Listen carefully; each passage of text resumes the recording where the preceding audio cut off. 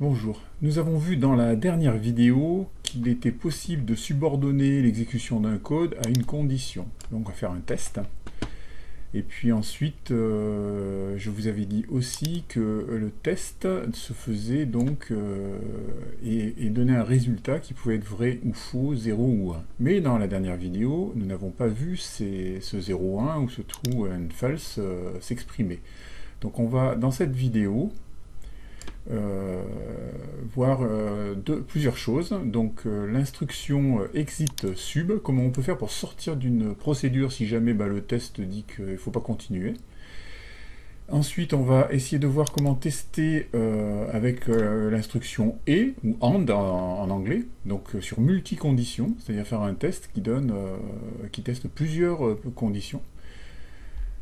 On va voir comment écrire aussi une ligne de code qui est très longue ou trop longue sur plusieurs lignes sans la perturber en fait, pour que ce soit plus lisible. Et ensuite seulement nous pourrons finir notre procédure qui est de faire un test et puis de tenir compte complètement de la boucle if, then, else. Alors le but du jeu là pour le moment c'est d'essayer de savoir si l'utilisateur a cliqué sur une de ces cellules. Donc de la C62 à la C66. Et pour ça, il va falloir tester, est-ce qu'on est dans la bonne colonne, numéro 3? Est-ce que le numéro de la ligne est supérieur à 61? Est-ce que le numéro de la ligne est inférieur à 67? Il nous faudra aussi vérifier que le contenu de la cellule qui est sélectionnée ne soit pas vide, parce que ça ne sert à rien d'exécuter une procédure qui traite une base de données si la cellule qui est sélectionnée est vide. Donc on a créé une première variable qui s'appelle contenu de la cellule active, qui va contenir la valeur de la cellule active, le contenu de la cellule.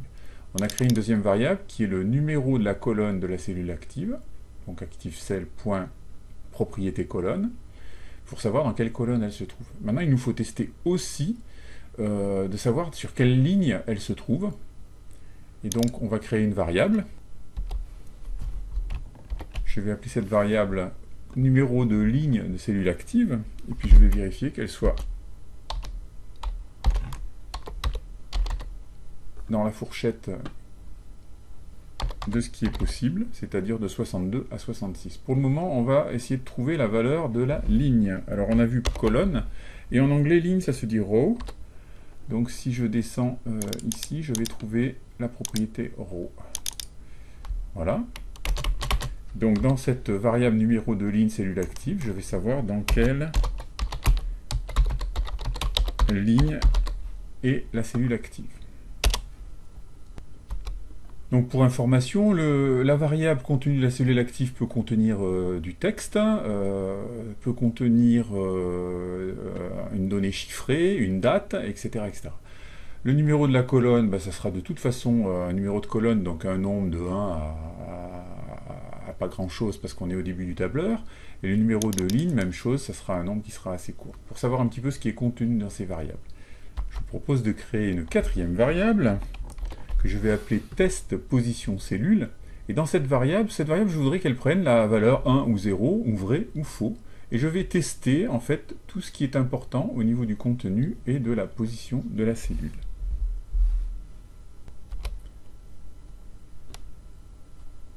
Donc je vais dire égal, et puis je vais prendre le numéro de la cellule active, qui doit être supérieur à 61.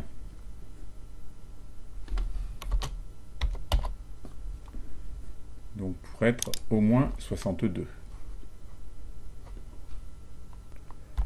Alors maintenant, je vais me retrouver avec une ligne de code qui va être assez longue et qui sera peut-être difficile à lire. Donc il y a une solution pour couper une ligne de code qui est trop longue et la séparer sur plusieurs lignes. C'est de mettre un espace, de taper la touche 8 du clavier underscore, et ensuite de taper sur entrée. Et en fait, on est toujours sur la même ligne, mais on a simplement dit au code la suite à la prochaine ligne. Voilà. Donc ici, je continue en fait sur la même ligne, mais ça sera plus facile au niveau de l'affichage. Et là, je vais dire, je veux non seulement que le numéro de ligne soit supérieur à 61, mais il faut que, donc AND, en plus, que le numéro de la ligne cellule active, donc la même valeur, hein, c'est le numéro de la ligne, soit inférieur, strictement inférieur à 67.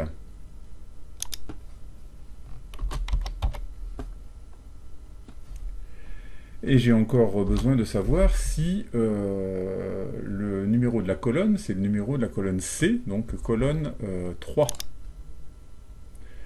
Donc pour cela, j'ai encore une condition à tester. Je vais faire underscore, je fais entrer pour revenir, je continue en fait sur la même ligne. Et je dis de nouveau and le numéro de la colonne de la cellule active, qui lui doit être strictement égal à 3, parce que nous sommes dans la colonne C. Et nous avons encore une dernière condition à tester, mais il faut qu'il y ait quelque chose dans la cellule. Parce que même si la cellule sélectionnée est dans la bonne plage de cellules, si ça correspond à un champ où il n'y a pas de nom, c'est vide, on ne va pas s'embêter à traiter, les valeurs. Je rajoute donc un nouveau retour de chariot. Et je teste si le contenu de la cellule active est différent de chaîne de caractères vide. Je fais entrer. Alors vous avez vu que a priori j'ai pas trop fait d'erreur parce que les AND qui étaient en minuscules sont devenus bleus et ont été validés. Alors maintenant, je vous propose de tester, donc en faisant le mode pas à pas, c'est très pratique. Donc je vais lancer en appuyant sur la touche F8. Le contenu de la cellule active, c'est Martin, donc la C62. Le numéro de la colonne, c'est 3, donc tout va bien pour le moment. Le numéro de la ligne est 62, donc entre 61 et 67. Et le test position cellule, donc qui reprend toutes ces valeurs et qui les teste, me dit qu'il est vrai. Alors si je prends ici test position cellule, la valeur de cette variable a pris, c'est une variable booléenne, a pris la valeur vraie.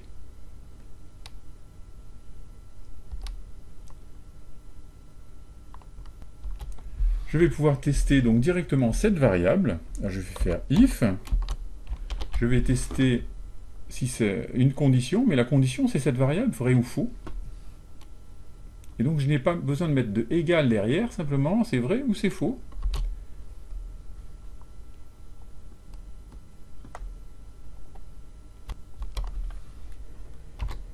Et donc je vais taper msgbox.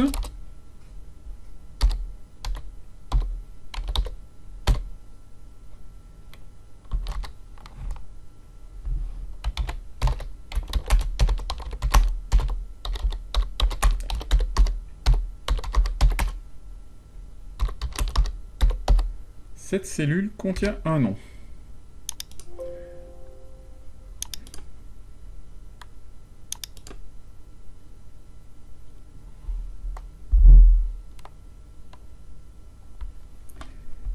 J'ai oublié de mettre le ven.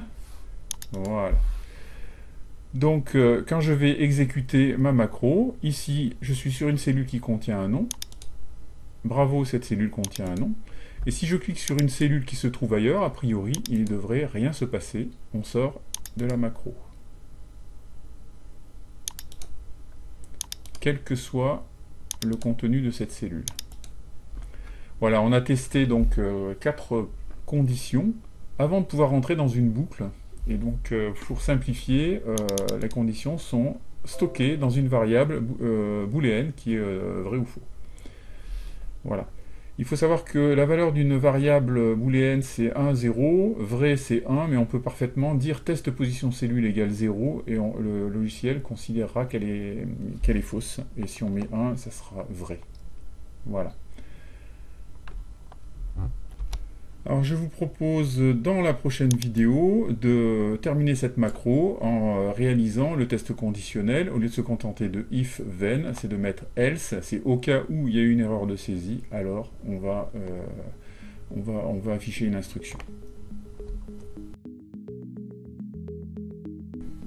Je vous encourage à consulter ma chaîne YouTube Formadis et à venir vous inscrire et consulter les cours qui sont en grande partie gratuits sur moodle.formadis.org.